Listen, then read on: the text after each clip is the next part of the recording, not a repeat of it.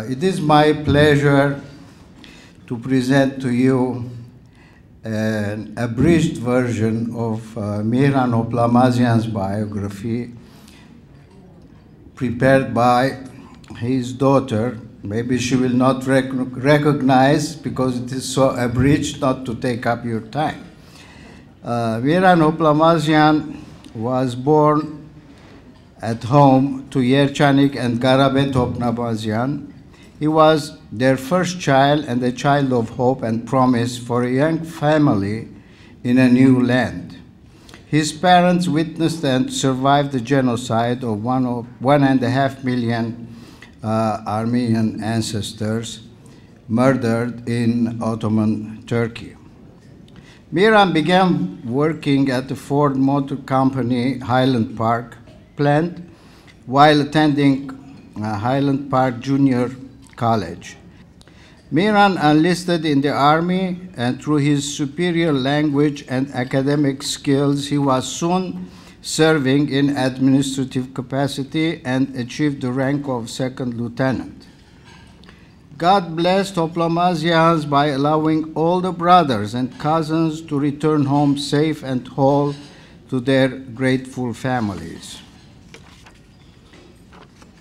At St. John's, Mr. Mihran Hoplamazian is known by all the young people that serve on the altar as the legend. He was given this title in love by young people that he made feel needed and special in their church. Mr. Hoplamazian had been serving the church for 81 years, so you can calculate his biography. Mihran Hoplamazian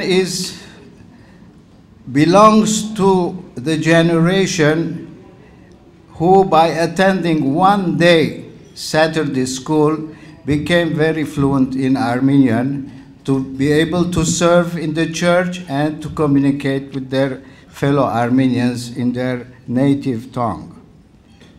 Mihran's devotion to youth does not end at the altar.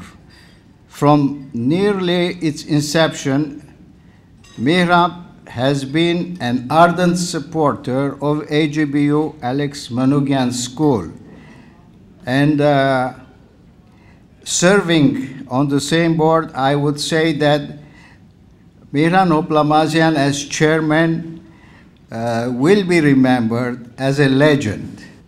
He was also one of the founders of the special AGBU Special Projects Group, which support the school at the tune of $100,000 a year. In business, Mihran was one of those rare men that needed no contract, but only a handshake. His word is his bond, and his bond is unshakable. Guided by a deep and abiding faith, he treats his employees with respect and sensitivity. When Mihran returned from service, he began his own business and shortly afterwards married Rosemary Ohanessian, the girl his mother had picked for him. They were blessed with 2 children, Yerchanik and Garabet. Many more blessings were in store. There were weddings and, most importantly, grandchildren. After many years of marriage, Rosemary passed away, and Mihran had to begin life down a new and different path. Mihran's mother was no longer here to steer him in the right direction, but Yeretskin Rosalie Papazian was.